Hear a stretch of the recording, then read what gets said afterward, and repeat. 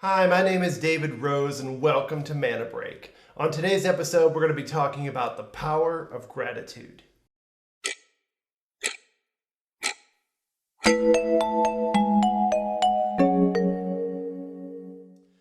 So I have a confession to make, and I'm not particularly proud of it, but I tend to be a glass half empty thinker by default. At any given moment, I could be having 999 blessings and one minor inconvenience, and my brain will tend to ignore all those good things and dwell on the minor inconvenience. It will even ruin my whole day if I let it. This problem is even more despicable when I take a step back and realize that I am a white male living in America. I am essentially on top of the privileged food chain.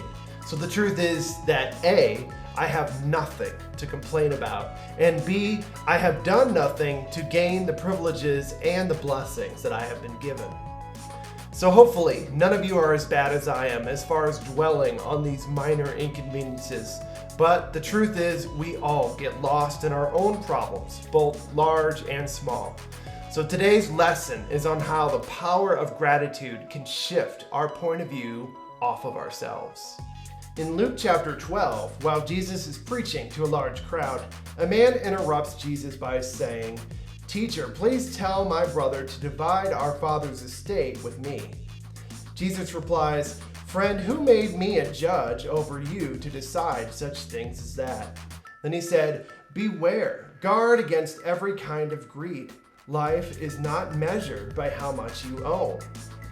Jesus tells the man he's missing the point entirely by being consumed with his own financial problems. He then responds to the crowd with a parable. A rich man had a fertile farm that produced fine crops. He said to himself, "What should I do? I don't have room for all my crops." Then he said, "I know, I'll tear down my barns and build bigger ones. Then I'll have room enough to store all my wheat and other goods. Then I'll just sit back and say to myself, 'My friend, you have enough stored away for years to come. Now take it easy, eat, drink, and be merry.' But God said to him, 'You fool, you will die this very night. Then who will get everything that you have worked for?'" Afterwards, Jesus warns against the dangers of storing up treasures on earth rather than in heaven. And this man, from our culture's point of view, represents a pretty normal guy. He was simply a man who worked hard to gain his abundance of crops, and then he decided he would have a retirement plan. He represents actually what many of us strive for in the American dream that we often pursue. So why was Jesus calling him a fool? Well, the problem is this man was completely absorbed with himself. First of all, notice how Jesus never mentions that he had a family to provide for in any way. For in all intents and purposes, this man was alone. Secondly, it never crossed his mind when he had the abundance to share that abundance with the hungry around him or share his crops with others. No, he thought he would store it and hoard it all for himself. In short, this man thought that his resources were actually his and not given to him by God. He never expected that God would actually hold him accountable for all the blessings that he'd been given. And also, in short, this man lacked any sort of gratitude. Gratitude is far more than an emotion we feel sometimes around Thanksgiving. No, it's a complete paradigm shift on how we think about all the gifts we've been given. It's the realization that everything we are, everything we've been given, is not ours to begin with. And that's not just money, it's our physical bodies, it's the time we have on this earth, it's our talents and abilities, even the very next breath we take. It is all a gift.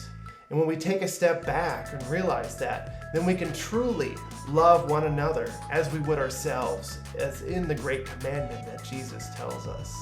And now it is time for this week's challenge. This week's challenge is very simple in theory, but difficult in practice. The challenge this week is to practice gratitude. Spend time in prayer, thanking God for all the things that God has given you. Also, don't forget to count your blessings, especially when you're going through difficult times.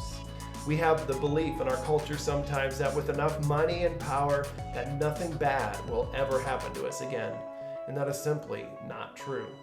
But we do have the power to change how we react to difficult situations. And the power to do that is called the power of gratitude. That's all for this episode. I hope you enjoyed it. Please tune in next week for the next episode of Manna Break. Thanks for watching.